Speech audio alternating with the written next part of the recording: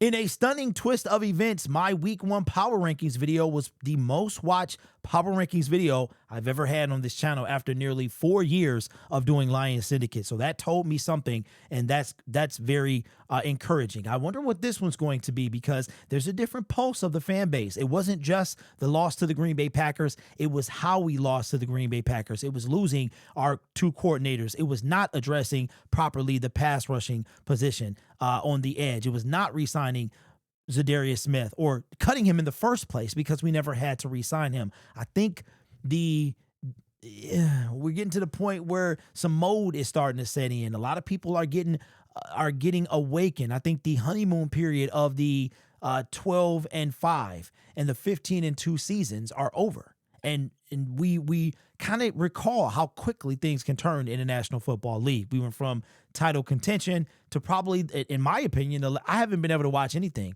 Rich Eisen, I love him, but of late I haven't been able to watch him.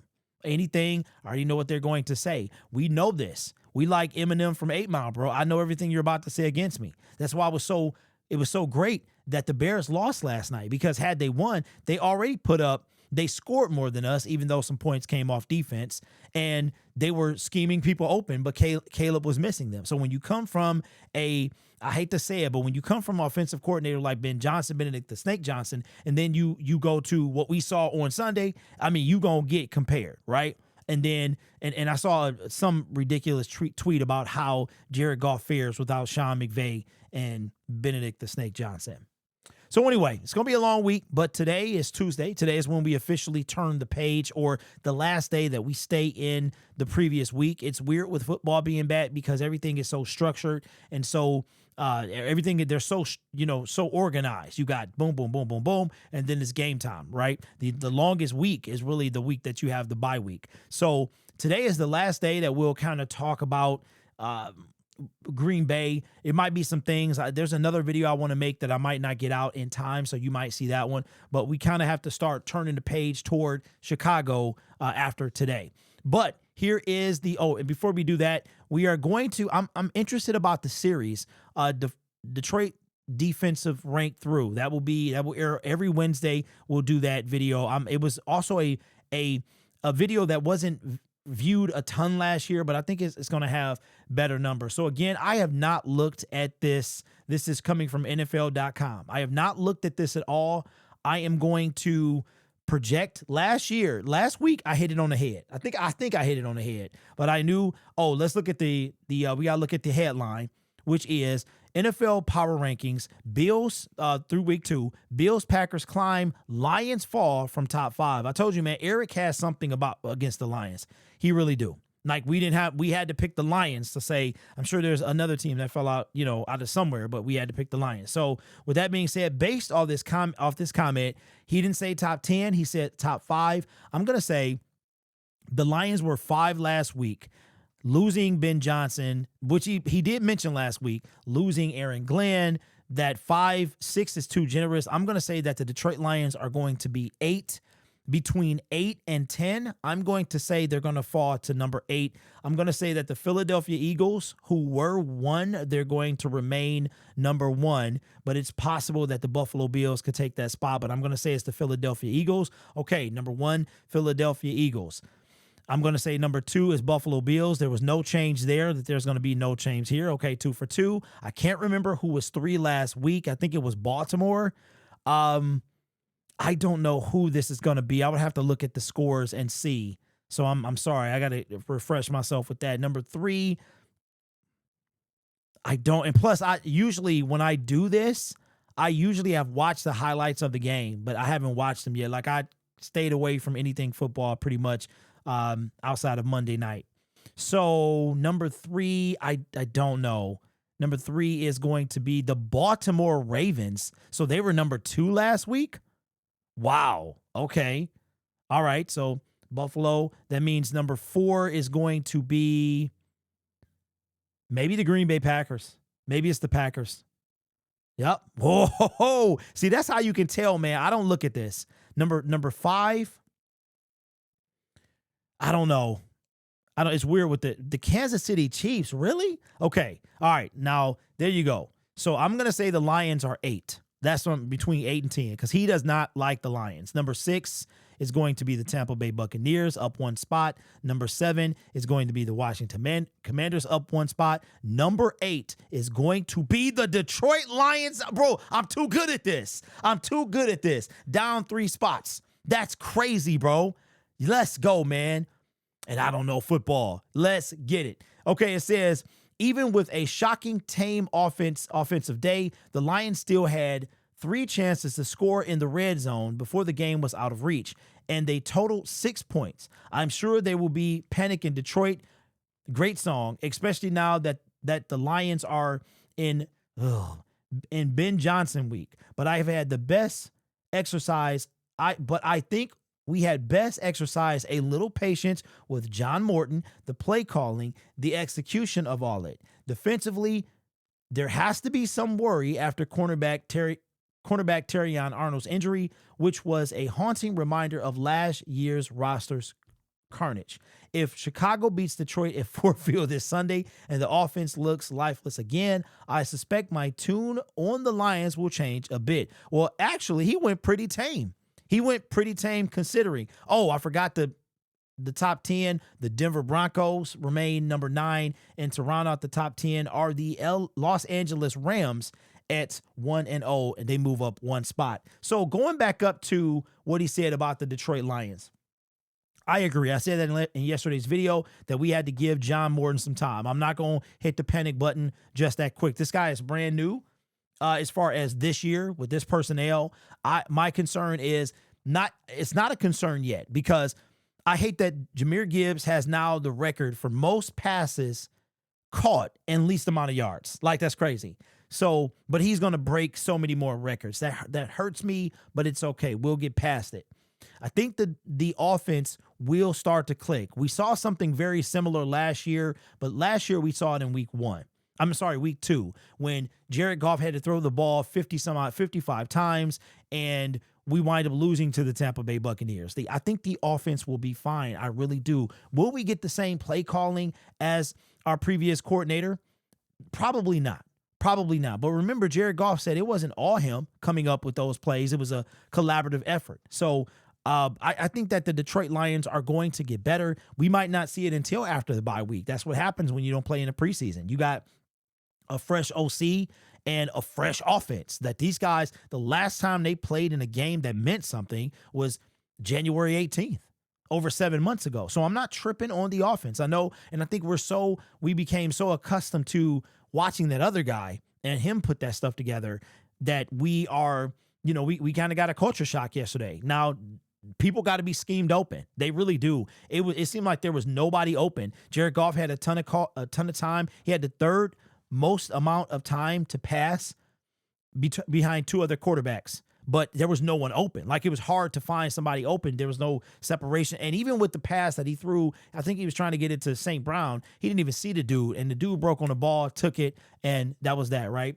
We went, 1 for something in the red zone, so we got to do better in the red zone. Like I said, the offensive stat-wise, it wasn't as bad as it looked. It was bad. Don't get me wrong. We had 1 yard through like 1.5 quarters. It was terrible, but I think it will change. I think we'll see a different team after the bye week. The question is, here's the brutality of the situation. In between now and the bye week, we have a must-win game against the Chicago Bears. Then we have the Baltimore Ravens in Baltimore, and we can't get to the quarterback. That doesn't bode well. The best thing about this is that we have the abysmal Cleveland Browns that might pick up some steam, but we have them to head into our bye week. So I am predicting 2-2. I'm predicting a win against the Chicago Bears. I gave it away, and a win against the Cleveland Browns. I think, but I'm not saying it's guaranteed. I think we lose to the Baltimore Ravens because we just cannot get to the quarterback. And our offense saved us. Think about this. Our offense saved us last year from a lot of L's, a ton of L's, from comeback wins to just blowing people out.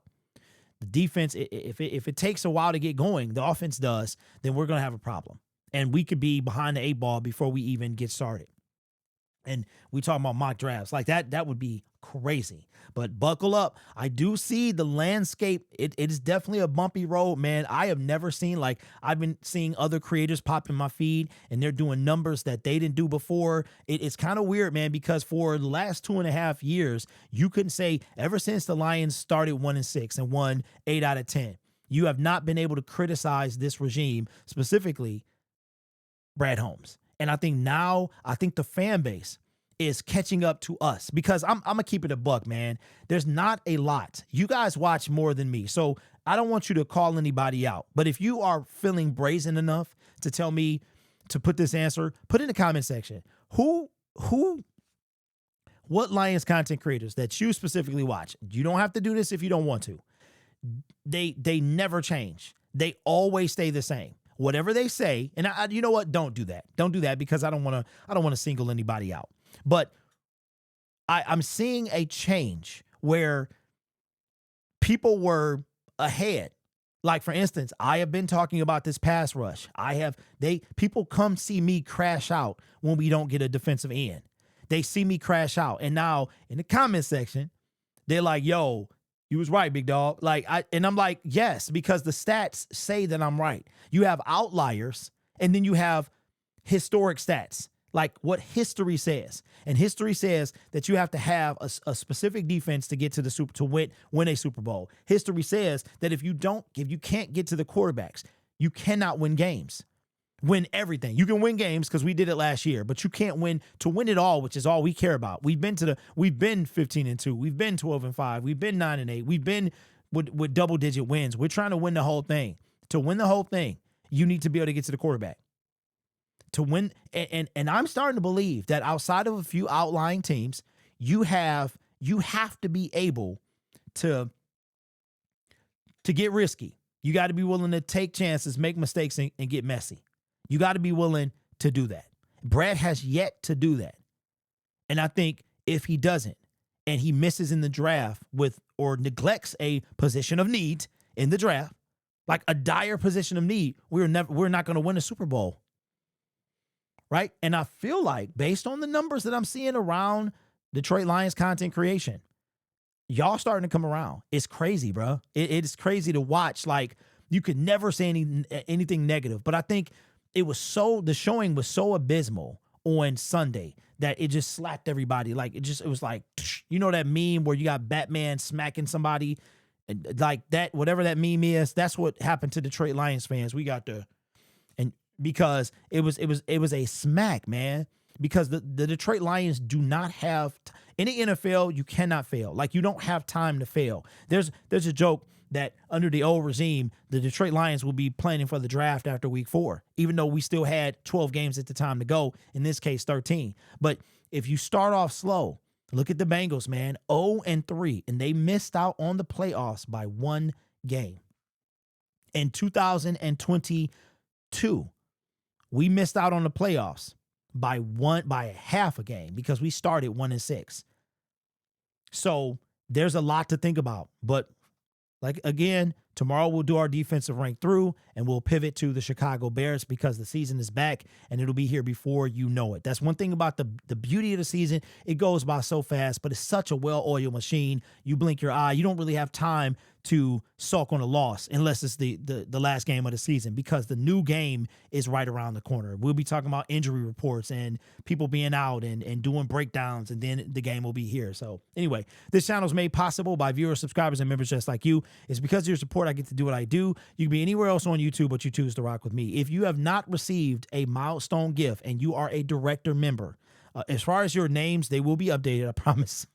I got caught up, all right? If you have not received a milestone gift, please ask me. I'm going to stop begging y'all to do it.